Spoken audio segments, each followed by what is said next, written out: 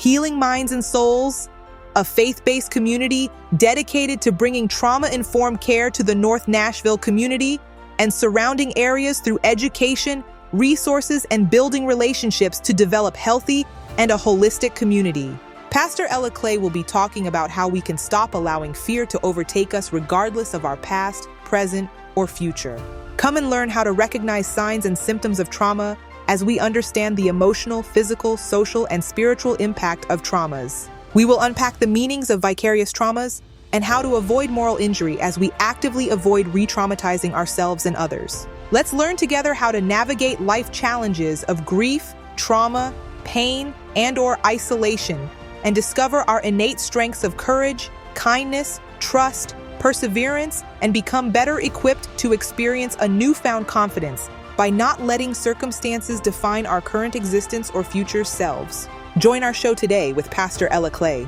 She serves as senior pastor of the historic First Community Church and executive director of Healing Minds and Souls, 1815, Knoll Street, Nashville, Tennessee, 37208.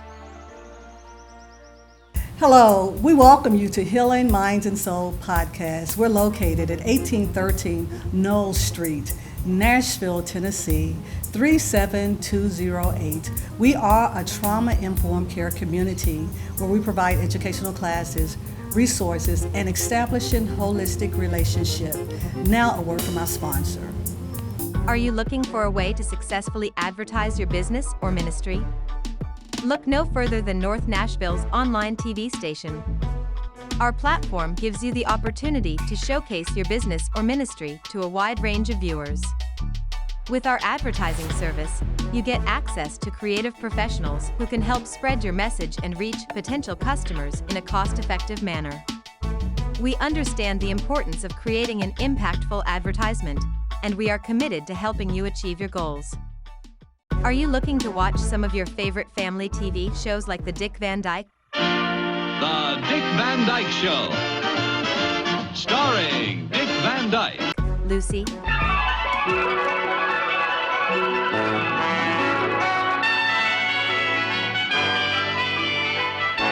The Lucy Show. The Cosby Show and more.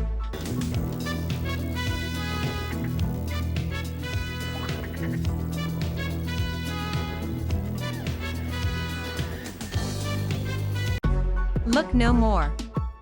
With our service, you can instantly access hundreds of classic family TV shows. Plus, you can watch them anytime and anywhere. The fried fish sandwich is soul food at its finest. Ed's Fish and Pizza has perfected this soul food tradition. Ed's Fish and Pizza has 50 years of experience serving it up. Ed's fried fish sandwich contains 2 pieces of whiting, often totaling 1 pound, crisp fried in cornmeal coating, spritzed with hot sauce, gently slathered with mustard, white onion slices, and dill pickles, placed between 2 slices of white bread. Hello, my name is Anthony Williams. I am the new owner of Ed's Fish and Pizza. I am a 3rd generation family member. It was passed down to me from my grandfather, Anthony Drumright. Our business has been here for 49 and a half years, and we look forward to serving the Nashville community for 49 more years. I am so excited about our guest for today. The first individual I would like to introduce you to is Carissa Cliff, MBA, EDD, pharmacology candidate. Carissa has 25 years of marketing research experience on 5 continents with the blue chip corporations such as Procter & Gamble, Fruit of the Loom, Bristol Myers and Squibb, Clorox and General Mills. She started her education at Belmont University at night, when that she was the only college that offered a full degree, a non-traditional program in Nashville. Next, she took a full ride to Vanderbilt for an MBA at the Owens School. There she worked with Ingram Company to help find the nonprofit Homeless Day Labor. After a full career with 4 wonderful and beautiful children, she obtained an ED at Trevecca amid cancer treatment. When COVID hit, she founded a community library in her farm shed. When the town library closed due to a funding dispute, She started with 100 books and a coffee table. She wrote to every publisher and nonprofit she could think of. Soon the town had 2 farm sheds, bursting at the seams. Through a cooperative model, over 3,000 books. Amish readers helped repair and build side by side with Mennonites and Muslim readers. The Urban Free Library aims to provide books for each child in town with prognostic, who looks like them and speaks their original language. For her second act, Dr. Cliff has enrolled at UT's College Pharmacy, pursuing a doctorate degree at the very young age of 57 years old. Our next guest today is Lisa Binkley. Lisa Binkley has extensive work experience in the field of preventive and education and healthcare sector. Lisa began her career with Nashville Cares in 2007 as an HIV counseling and testing specialist, and later transitioned to the role of Ryan White Insurance and Dental Specialist.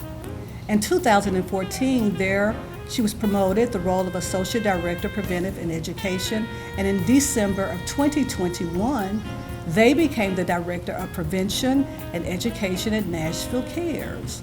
Prior to their work at Nashville Cares, Lisa served as a Tennessee military police officer with the state of Tennessee from 2001 to 2007. Lisa Binkley has studied art studies, general at Lipscomb University, Volunteer State Community College, and Watkins College of Art, Design, and Film. I welcome my guests today, Dr. Cliff and Lisa Binkley. Thank you so much for being here. Thank you so much. I welcome my most distinguished guest and my friend, Dr. Carissa and Lisa. Thank you all so much for being with us on today. Thank you.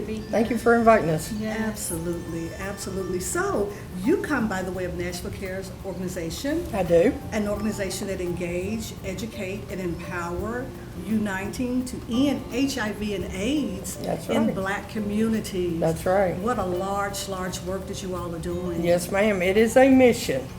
We have been around. We're the largest and oldest HIV service provider in the state.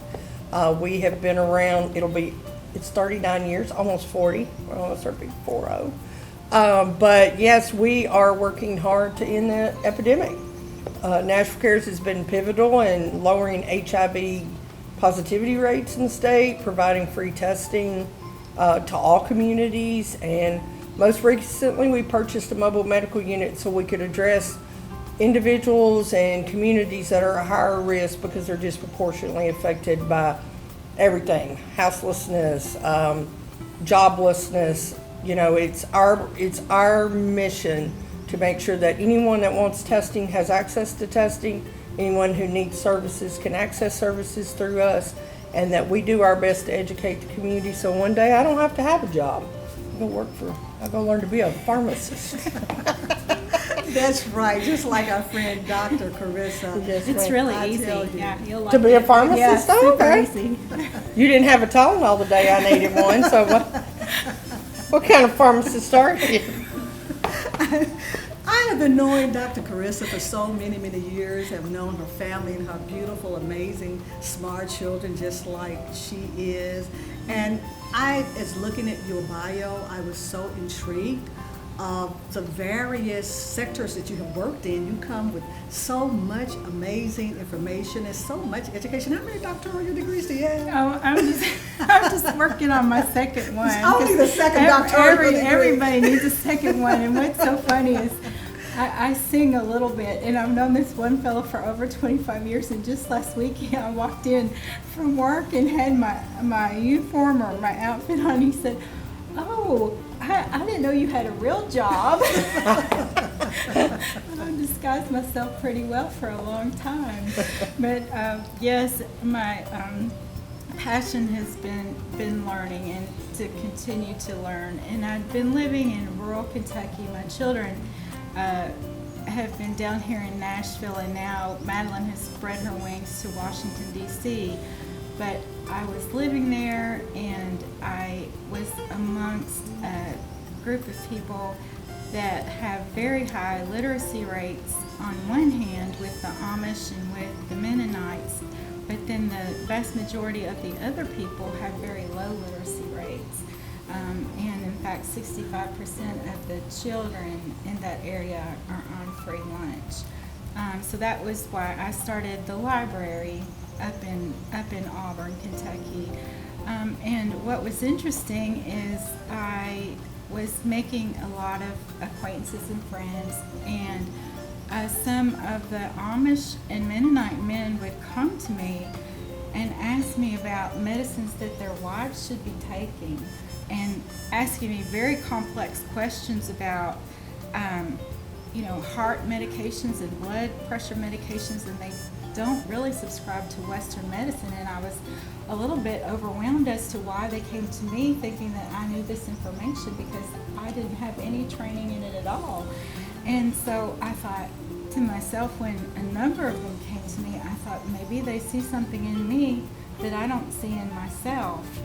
And when COVID hit, and I had a lot of different time to think about things, I did go back to my original position, but I maybe changed my perspective on what I wanted to do and how I wanted to help people. And so I made a very difficult decision.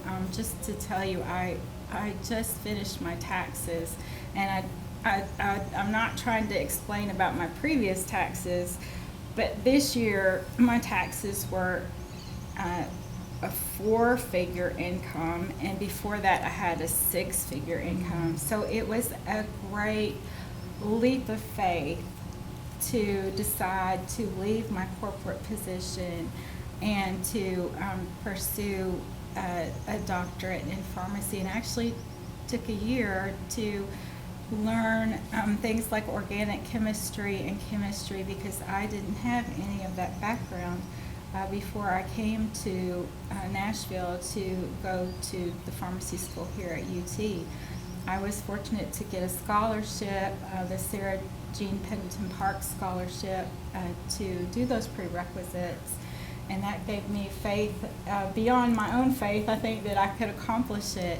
And then recently, when I started pharmacy school, I felt prompted to move to Nashville, and I will tell you that I was, not sure at first that I would go to pharmacy school. I did see that people were coming to me and asking me these questions, but at the time I had to apply, I had only taken one anatomy course and one chemistry course. And I applied, and at that time you needed to choose one school that was kind of your favorite school that you could early apply and see if you could get in. And I was living in Kentucky, so I chose University of Kentucky, which is number 6 out of all the pharmacy schools, which number about 160. So I chose number 6, and I thought, well, this is shot in the dark, but let me just see how this goes. Well, I applied, and the way it works these days is you have interviews on Zoom all in one day, and at the end of the day they tell you if you're admitted or not. And at the end of the day I was admitted to this number 6 school, and I thought, well, I guess I'm really going to pharmacy school.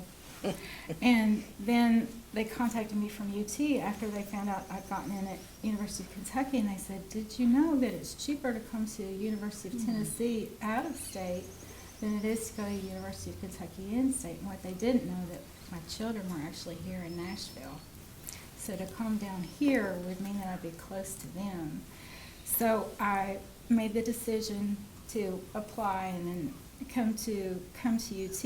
And at first I was driving from Auburn, which on a good day, like if we left right now in my car, we'd get there right in an hour. But if we left any time after 5 o'clock, it would take us probably an hour and 30 minutes to an hour and 45 minutes. So I was becoming very exhausted. I am so very encouraged. We're encouraged by the work that you continue to do, and the life adventure and the love for learning. And for just a few minutes, and we're going to get back to your work and also with Lisa as well. But can you give a shout out to Madeline, because she's doing a profound Oh my work goodness! as well. Can I tell Yes, about my child? please Oh, talk thank about- you. yes, Okay, yes, right. yes. So Madeline is my daughter, Madeline Baxter, and she is 24 years old. She just turned 24. She graduated from Northwestern a year and a half ago, and she was just promoted to research analyst at the Urban Institute in Washington, D.C. She is the first research analyst in race equity. She is one of 2,000 in her graduating class at Northwestern University. Of those 2,000, the president of the university picked 6 children that were up on the Jumbotron during graduation that he said were 6 graduates to watch. So she was one of those 6 out of 2,000. And so she is in Washington, and the day she got promoted, I was just tickled to death. And I said, well, are they having a parade down Pennsylvania Avenue? And she said, oh, Mom. I said, well, they should. I said, well, maybe next year when you have your next promotion. But I'm just so proud of her, and she's doing amazing work. She was published at age 21. Wow. She reached out to the head of the Chicago Board of Health when she was an undergraduate, unrelated to any coursework, and asked if she could do research with them. And she did research on the south side of Chicago, which is a long way from Evanston if you've been to Chicago and have to get on the train. And they put free feminine protection products in all of the schools because the children didn't have access or money to purchase feminine protection products. So once the girls became of age, they would miss class during their monthly cycles because they could not afford to have products to come to school. So her role was to use all of the data that was collected and do the analysis and look at the attendance rates with that program in place. And she was published at age 21. Oh, how wonderful. So yeah, she's an amazing girl. They are. You have beautiful daughters and come Thank from you. a beautiful family. Remember Yeah. the Baxters and when they were Oh, little my bitty goodness, girls. So to yes. know that they are doing the amazing things in the world that they're doing today They are. is And just. I don't know what's next. Yeah. I think, she's 24, and I think, the world is her oyster, and she's going to set it on fire in a good way. And I kept, when I was trying to get out, I'll get it out real quick. I kept being prompted during these long drives that I needed to move to Nashville. And you know what rents look like these days. And I was living in a paid-for home. And I thought, well, there's no way I can move to Nashville. I kept hearing these promptings, and my income is down to nothing, and kept hearing these promptings. And well, the scripture story about the 2 spies that went into Canaan, right? And they went to Rahab and stayed with her because she was the one that would listen and had her heart turned to the Lord. I'm not going to give any names, and I'm not going to give too many details because I don't want to call him out. But I went to a club owner here in town that owns a number of properties here in town, and people probably don't even know how many buildings he owns. And I went to him and I asked him if he might have an apartment for me because I couldn't figure out any other way that I could come and live here. He said, well, I've got one that I'm actually renovating, and I could kind of cordon it off, and you could rent out the bedroom and the bathroom while I keep renovating the rest of it. And would that fit into your budget? And I thought that was the way the Lord answered that prayer. And I would have never thought that I could move to Nashville in 2023. I think it's just really something really powerful when you have destiny upon your life, as all people do, that when you have been destined to do a particular work, you're just automatically guided into doing that. sometimes it's effortless, and then there are other times when you have to fight to do it. Nonetheless, whatever you call to do, it's just amazing how God has a way of guiding you in that direction. And so I just want to, Lisa. Yes, could you just tell us more about your role at Nashville Cares and how you came there and whatever else you would like for our audience to hear? Sure.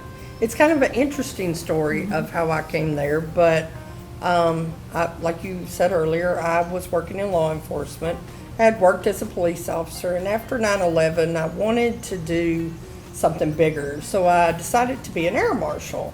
And so I hopped on this Homeland Security grant where I got assigned to a branch of the military to train, and I was lucky. I got the Tennessee Air National Guard, and I started as a military police officer, and then about 2 years into it, they lowered the age limit for air marshals. So I'm kind of old, so I had kind of got out of it that way. But so I stayed on, and I got hurt, and I couldn't go back to work in law enforcement, so I wasn't sure what I was going to do.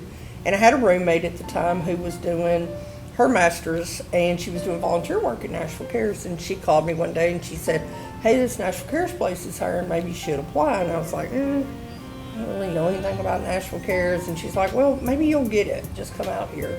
And so I applied for the job. It was a file clerk job. So I went from driving Humvees and carrying M16s to stuffing envelopes. It's basically what it consisted of. But I applied and I went to the interview, and I didn't have a lot of background in HIV. You know, in law enforcement, we learned a little bit. Really, that's kind of a paramedics kind of thing. You just kind of stood back. And so when I first went, I was like, do I want to work with HIV positive people all day? And I just had this very limited knowledge at the time. And I applied for the job, went to the interview, really self-sabotaged. I mean, I did, because I had worked in law enforcement. The only like decent dress-up clothes I had were like khakis and a t-shirt, because all I ever did was wear uniforms. You know, I worked all the time.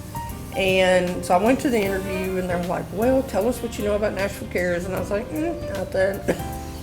And they were like, "Would you, why would you like to work here?" And I was like, "I'm not really sure if I want to work here." So I kind of talked to them for a little bit, and it was weird because one of the questions they asked me was how well I could remember zip codes. And I was like, well, I remember zip codes good because I worked in law enforcement. You got to know where you are all the time. And so 2 or 3, 4 weeks went on and never heard from anybody. And I thought, I wonder who got that job, because we all sat in a big room together that day.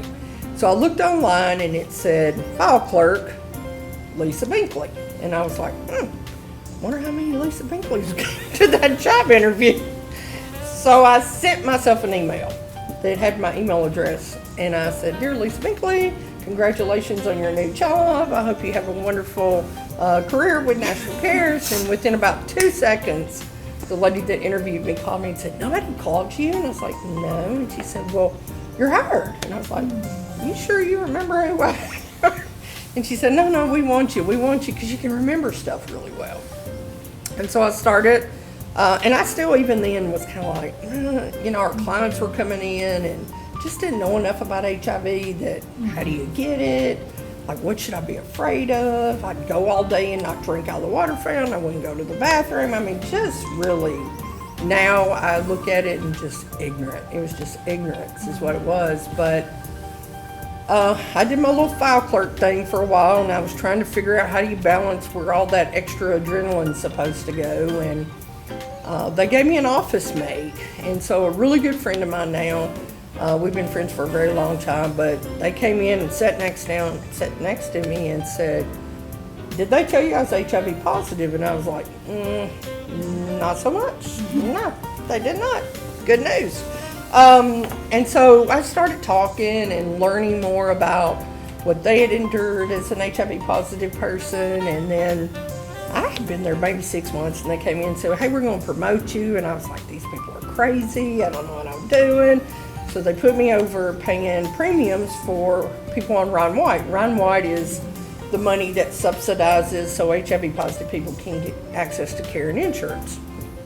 And so I did that, and I was still on this fence about, do I stay here or do I go be a security guard at a bar somewhere? Like, what do I do? And the first time an insurance company canceled somebody for being HIV positive, it ticked that little thing inside of me that was like, I want to help people. I wanted to help people my whole life, and this is wrong. And so, next thing I knew, I was filing complaints with the Department of Insurance and Commerce, and I just kind of drank the Kool-Aid, and I just became this accidental advocate, for lack of a better description. And, not long after that, they came to me about doing testing. And, with nonprofits, sometimes there's funding cuts, and they were going to have to cut funding, and I was the last hired, so first to go. And they said, if you want to do HIV testing for another couple of months with us, that'll give you time to find a job. And they had gotten some grant money from another state that couldn't spend it, and they said, if we can do 3,001 tests, we'll spend this money and we might get that grant back. And they trained me, and my job was to go to the hospitals and do testing, and I did 3,002 tests. And walked in and said, drop mic. And so the rest is history. Wow. I was in prevention from that point on, and it's just, I've learned more. I became a sponge. I wanted to know everything about HIV. I used to lay in bed at night. You'll think this is funny, but sometimes clients will come in and I'll go, what medicine are you on? They'll go, the pink one. And I go, oh, okay. And you're trying to scramble and find the pink one. So like the whole first year in prevention, I would lay at night and I would recite all the HIV meds and the color and the numbers on them, so that when clients would come in, it would be easier for I would know what they were talking about. So I just became this big sponge, and then, like I said, the rest is history. I'm the director now.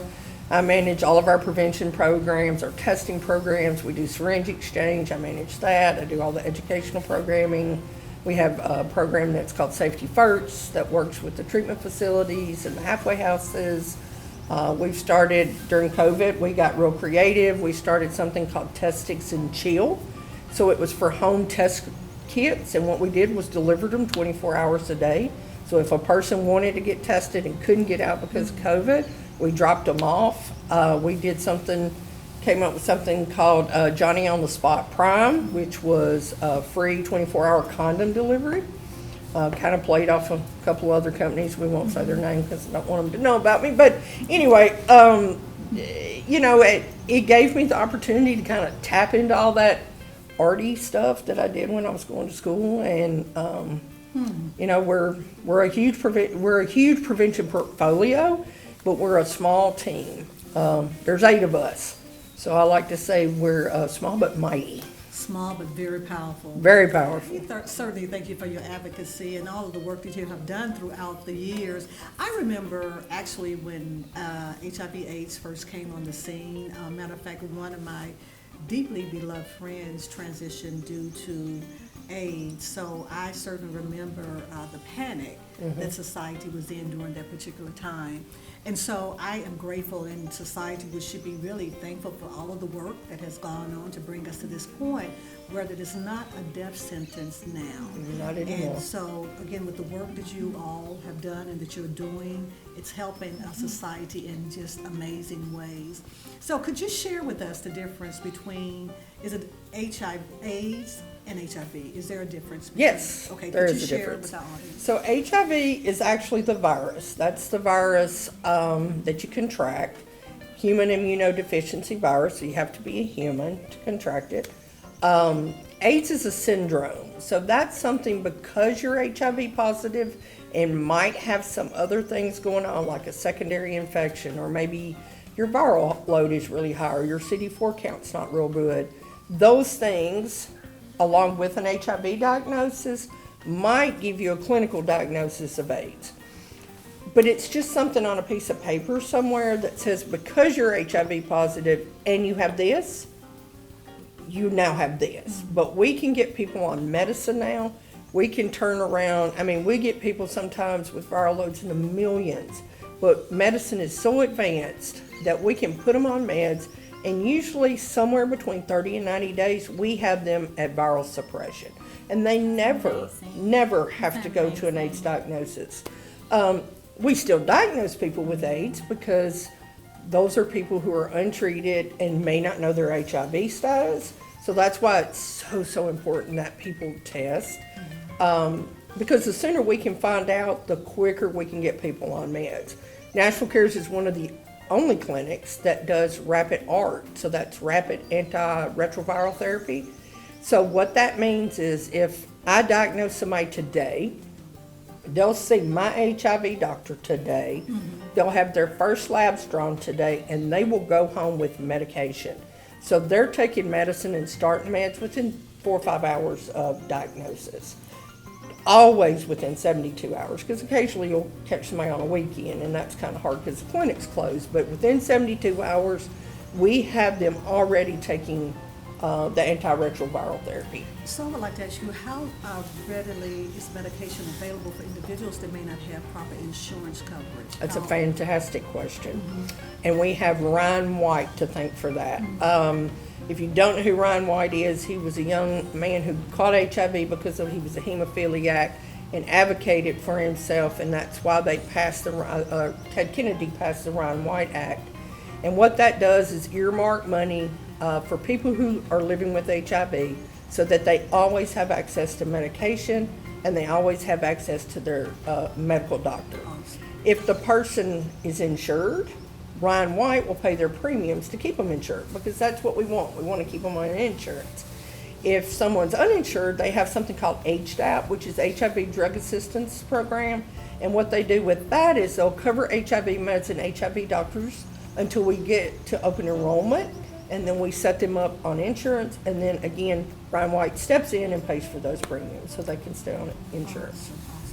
And so can you talk a little bit about the disparities that may still even exist? And I heard you talk about zip codes. Yeah. And so that's always alarming when we think about zip codes and, who's being treated, who's not being treated, who have access to health care.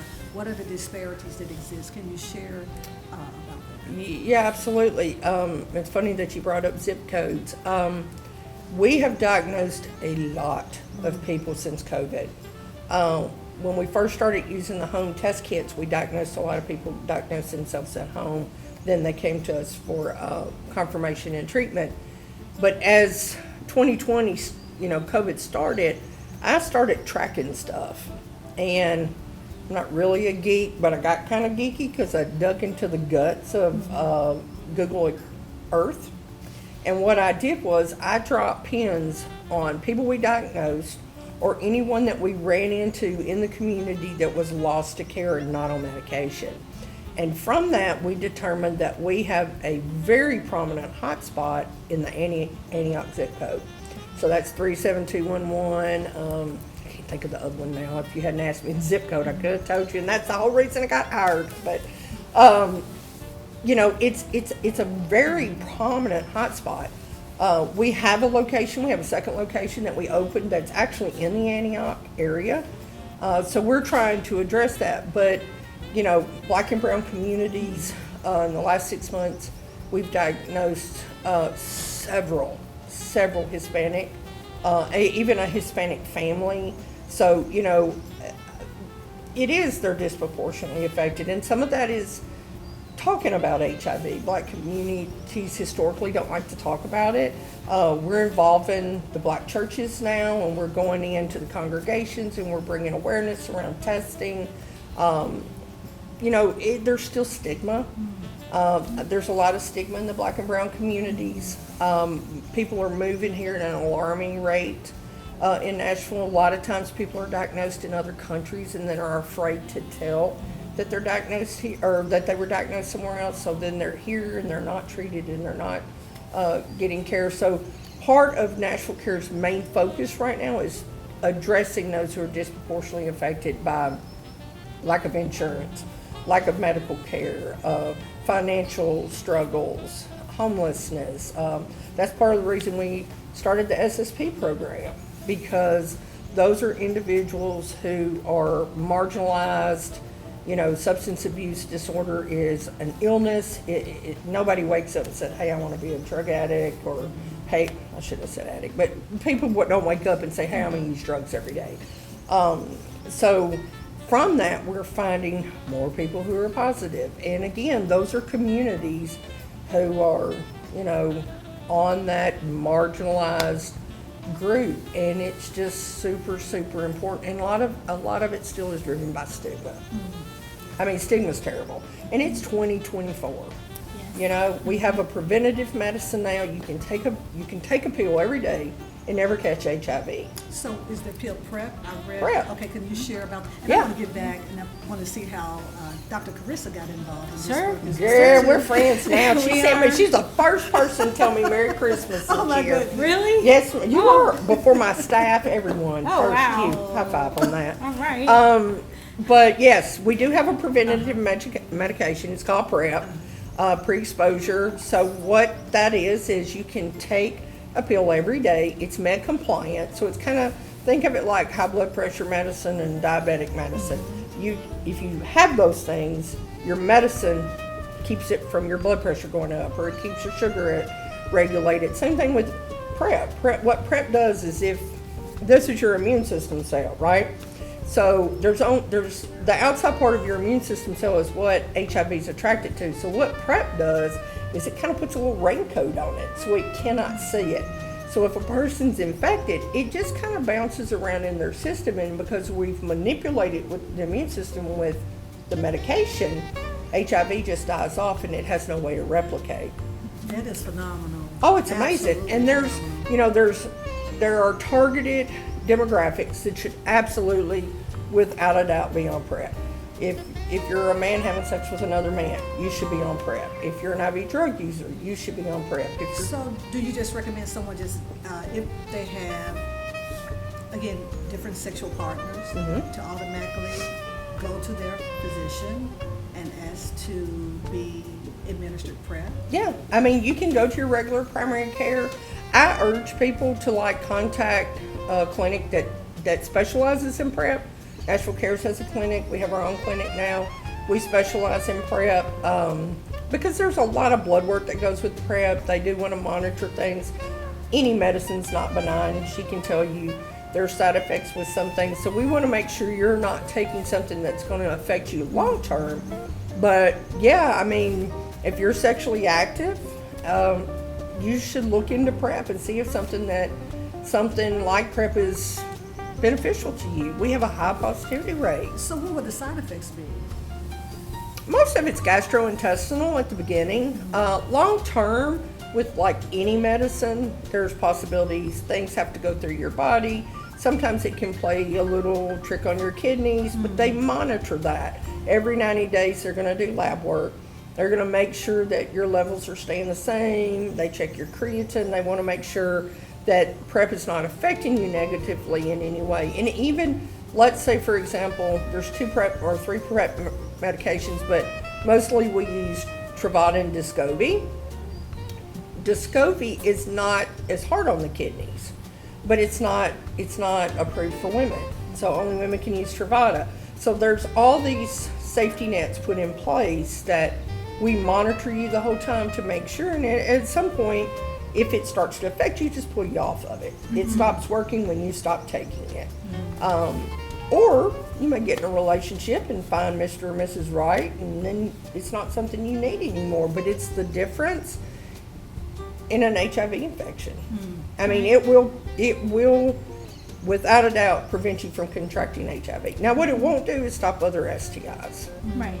And that's where condoms still come into place. Right. Yeah. The other thing that's so exciting are the other antiretrovirals that are available today. I mean, we can remember, because we remember the early 80s, I was working at Pastor. I wasn't born then. Just, yeah. She's much younger. I hadn't thought of it at the time. Yes. Pastor Al and I share the same wisdom age, but was working at Castornot. There were so many young, talented men that worked in what was back then called display. They made the beautiful windows in front in the department store, and I just remember, walking in one day and finding out that one of the men worked there. He was the first person I knew that had AIDS, and I mean, I think 3 months later, he was gone. It was so quick. And I think I was reading generalized numbers today published by WHO that I think 78 million, I mean, we think about this globally, 78 million people have been affected by HIV/AIDS to date. And there are approximately 38 million today living with HIV/AIDS, which is amazing because people can live today with HIV/AIDS, which is a super amazing accomplishment. And I'm not the expert that Lisa is, but I like to think of the easy parts of this. So if you think about the flu, you know, people have maybe taken Tamiflu, and what you know is that, oh, if I think I have the flu, I need to get to the doctor really quick, and I need to go get that Tamiflu because it's going to make me feel better.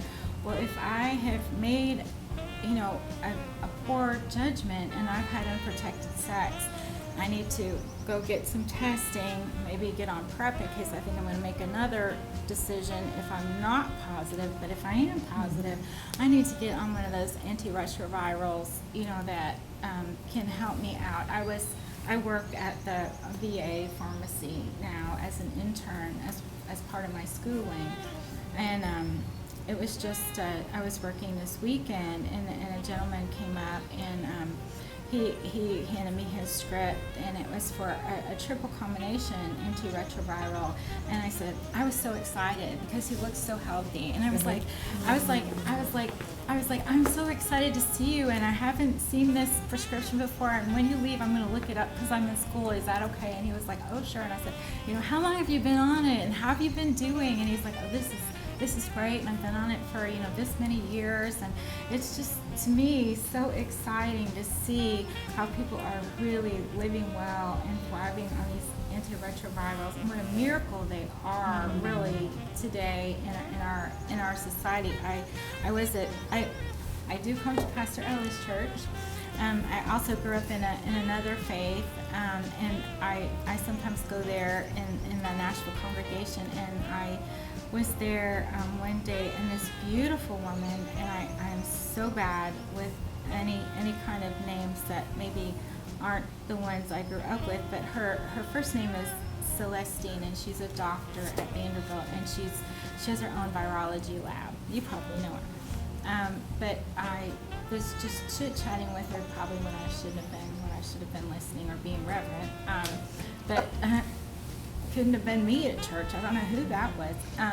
But she specializes on antiretrovirals that actually help with the cardiac effects. So I mean, they are really, you know, working on these retrovirals to not only, you know, help with the HIV, but also help with other specific effects. So it's just amazing what is happening.